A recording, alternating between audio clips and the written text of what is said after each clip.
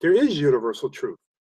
The universe is constantly changing, and when we engage with that which is outside of ourselves, we detect the universe through our five senses. Therefore, the universe exists. Now, your ideas in your head of the universe may not exist, but then when you apply your five senses to the real world, guess what? You detect that something is there. That's just the realities of it. But again, this goes back to the Masonic scientific teachings. They want you to believe reality is in your head and not the external world. External world meaning outside of yourself. So the five senses. So once a Mason is inducted in this process, he is now elevated of all the people on the black and white checkered floor. So the Masons are better or elevated or more enlightened people on the checkered floor. This is their idea of the importance of what they believe, right? Now, again, I don't hold none of this shit to be true, except for their ideas of, because they've really studied the workings of the mind to elevate themselves and also be used as a method to control others.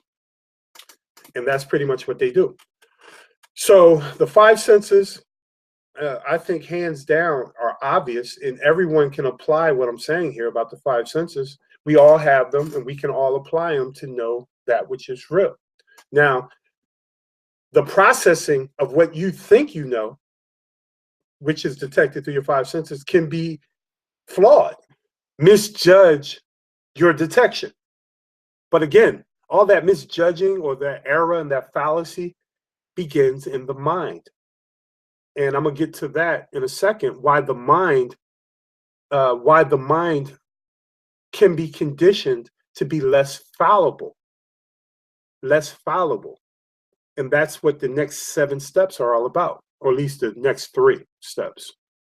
All right, so once you become in tune with the reality of the five senses, you reach another landing. So now you're on this landing, and now you're going down a track of obtaining knowledge, right? And understanding and wisdom. Grammar, rhetoric, logic. Not in that order. This order, you know, I don't want to go down this path, because if I start talking about why, well, I got to say it, because I can't talk about it and not say it. Grammar, rhetoric, logic.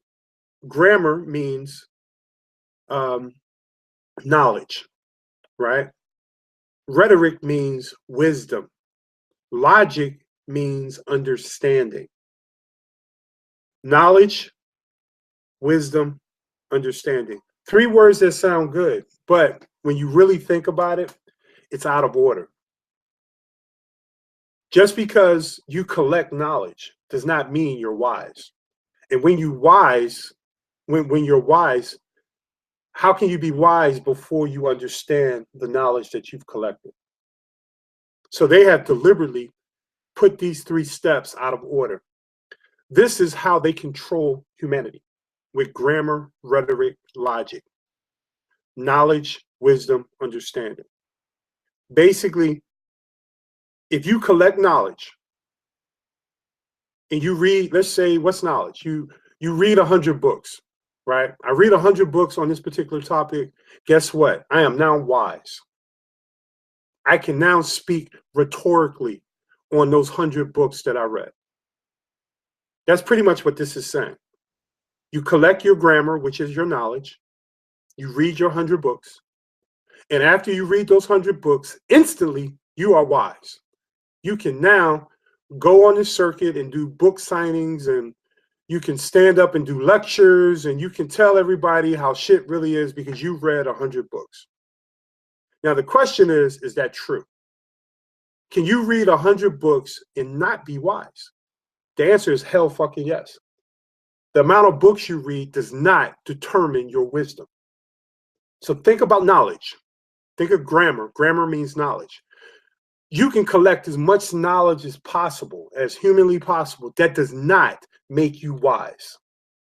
And this is what we do with our scientists.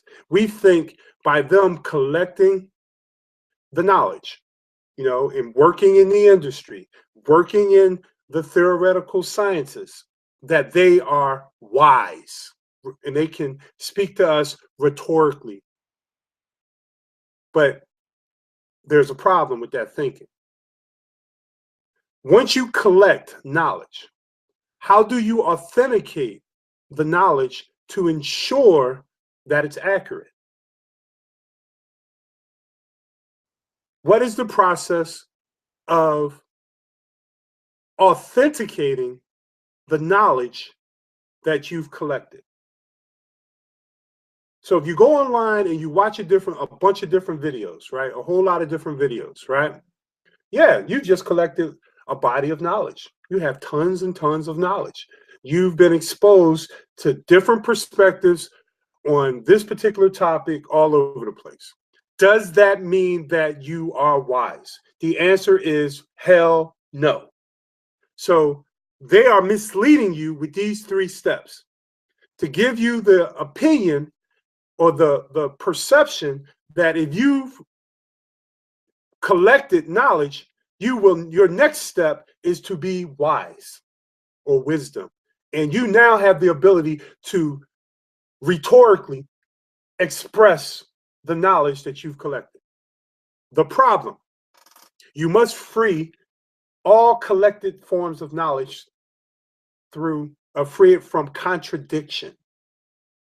Let's say I've listened to 100 lectures of different people talking about a particular topic, right? And I've collected this piece, I've collected that piece, and I have all these different perspectives, right? How can I drill down to know what's accurate and what's true? I have to free contradictions. In nature, there are no contradictions. There are no contradictions in the real world. When I say real world, I mean the universal world. Contradiction lies in men and women. Men and women become contrary to information. Contradiction exists. Give me a second, my dogs. 1 second. All right, place. Contradiction exists in the minds of men. Contradiction does not exist in nature. Think about it. There's no contradiction to a tree. There's no contradiction to the sun.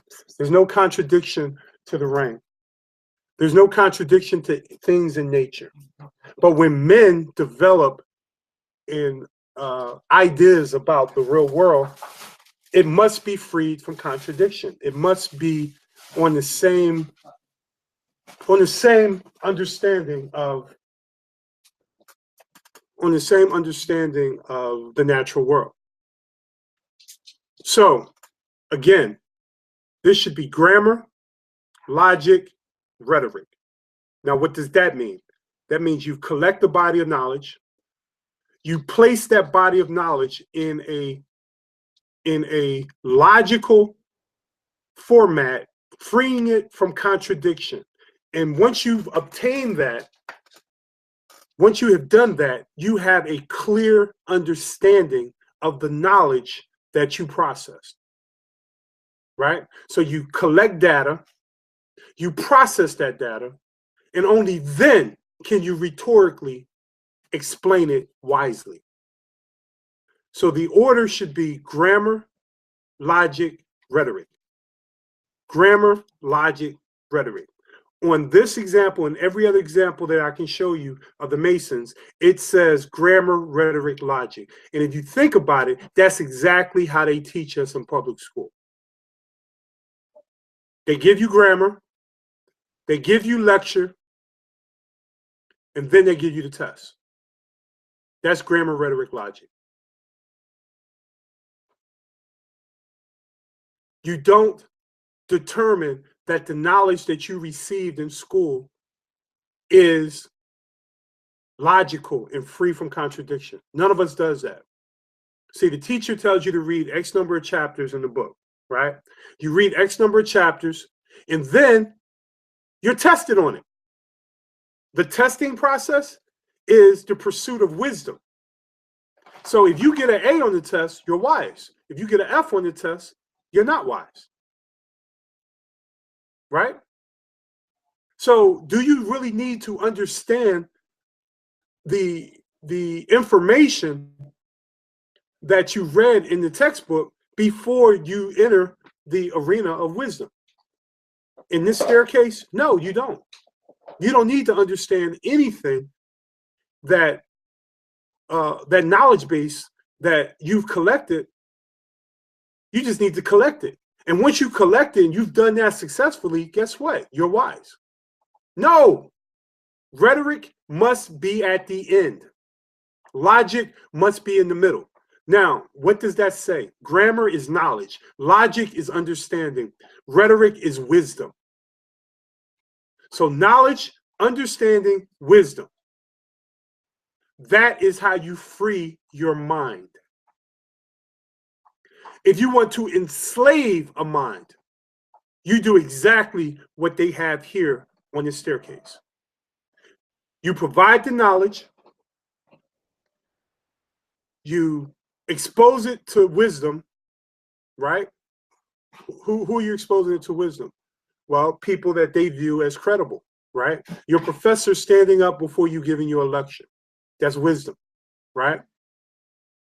The books you read, that's a collection of knowledge. You're gaining knowledge and you're gaining wisdom from your professor. And only then can you understand it. But the problem is,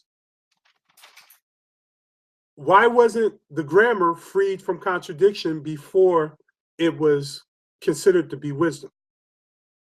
You see what I'm saying? So it's a control tactic to control the minds of people. And this is how they're controlling everyone today. All this applies today. Today. I'm not talking some ancient shit here. I'm talking today. We are all fed the ideas of theoretical science. But we can't free it from contradiction.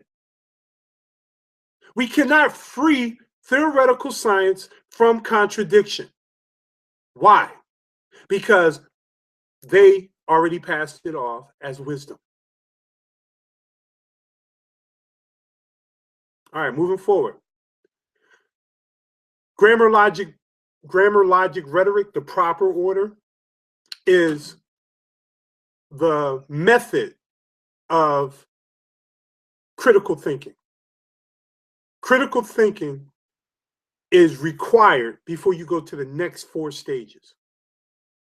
If you don't obtain the ability of critical thinking, and again, the proper order is grammar, logic, rhetoric, that's called the trivium.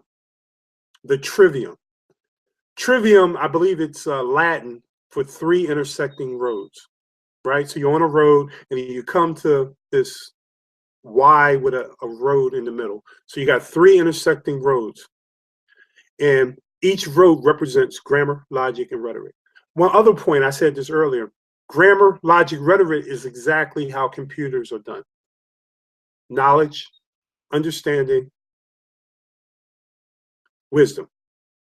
What's the other words, computer terms? Input, processing, output. Output is wisdom. Input is the collection of knowledge. Processing is the logical method of processing that data that was collected, putting it in a logical format, freeing it from contradiction. So again, grammar, logic, rhetoric is a reflection of knowledge, understanding, wisdom, which is a reflection of how our computers work, input, processing, output. But again, if you look at this picture, they have it out of order, and it's exactly how our public schools are set up. Grammar, rhetoric, logic. All right, those first 3 are called the trivium.